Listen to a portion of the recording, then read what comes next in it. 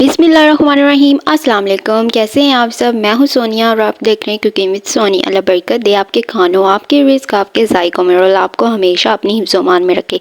मेरे प्यारे दोस्तों, आज मैं आप लोगों के साथ सरसों का साग की रेसिपी शेयर करने जा रही हूँ, जो कि मोस्ट फेवरेट तीन रेसिपी है पंजाब में। और इसमें मैंने मटर ऐड करके थोड़ी सी इसको डिफरेंट लुक दे दी है। ट्रस्ट मी, बहुत टेस्टी है मटर के साथ हमारा सरसों का साग।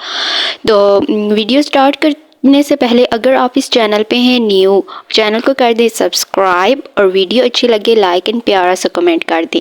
सबसे पहले यहाँ पे मैंने ऑयल गरम होने के बाद, अच्छी तरह गरम होने के बाद, 2 अदद मीडियम साइज़ के चॉप्ड हुए प्याज ऐड करने हैं। प्याज को तकरीबन 5 मिनट कुक करने के बाद 1 टीस्पून गार्लिक और जिंजर का पेस्ट ऐड कर दिया है मैंने यहाँ पे।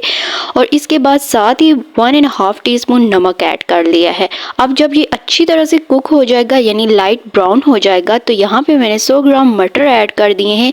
यानी प्याज के जब ब्राउन हो जाएगा तब मटर ऐड करने हैं, ताकि मटर जो है वो अच्छी तरह से एंड तक गल जाए।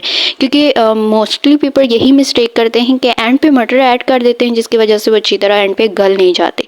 यहाँ पे मैंने 2 अदद मीडियम साइज़ के टमाटर, 3 अदद हरी मिर्चें और साथ ही स्पाइसेस ऐड की हैं, जिनमें से 1.5 टीस्पून पिसी हुई लाल मिर्च है, 1 टीस्पून हल्दी है, 1.5 टीस्पून मेथी है, 1.5 टीस्पून पिसा हुआ धनिया है और यहाँ पे 1/2 टीस्पून तंदूरी मसाला ऐड कर दिया है। तंदूरी मसाला थोड़ा सा टेस्ट करने के लिए ऐड कर लिया है मैंने। और इसको यहाँ पे अब अच्छी तरह से कुक कर लेना है, तकरीबन 5 to 10 मिनट्स तक इसमें इसको अच्छी तरह से भून लेना है, क्योंकि मटर जो है वो ऑलरेडी 5 to 10 मिनट्स के बाद अच्छी तरह से गल चुके हैं। अब यहाँ पे मैंने थोड़ा सा यही वाला ही पानी ऐड कर दिया है, ताकि हमारा स्पाइसेस ज़ाया ना हो, कोई भी चीज़ ज़ाया नहीं करनी चाहिए।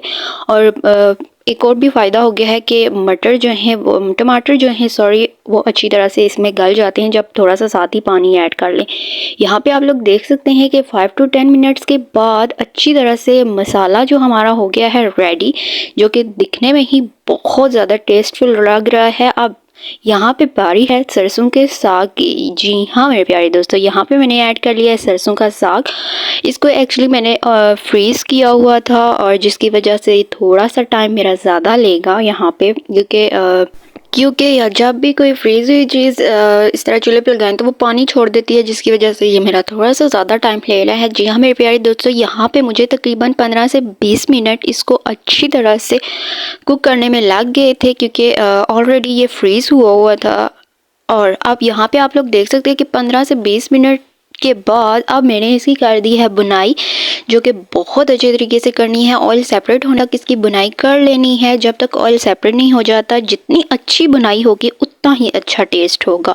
जस्ट ट्रस्ट मी, जितनी आप लोग अच्छी इसकी बुनाई करेंगे, किसी भी चीज़ किसी भी रेसिपी की जितनी अच्छी बुनाई होगी उतना अच्छा उसका टेस्ट होगा। और यहाँ पे ये हो गया ऑलमोस्ट रेडी। अब मैं इसको कर लेती हूँ डिश आउट, और फिर मैं आपको दिखाती हूँ इसकी फाइनल लुक। माशाल्लाह, मेरे अल्लाह की शान, उसकी नेमतें, उसकी बरकतें, उसकी फजीलतें जो उसने हमारे खानों, जायकों और हमारे हाथों में रखी हैं। आई होप आपको मेरी ये आज की रेसिपी अच्छी लगी होगी। अगर आपको मेरी रेसिपी अच्छी लगी है तो don't forget to subscribe, like and comment. फिर मिलेंगे न्यू रेसिपी, न्यू वीडियो के साथ। तब तक अपने घर वालों का बहुत ध्यान रखिएगा। Stay tune. अल्लाह हाफिज़, टेक केयर, बाय।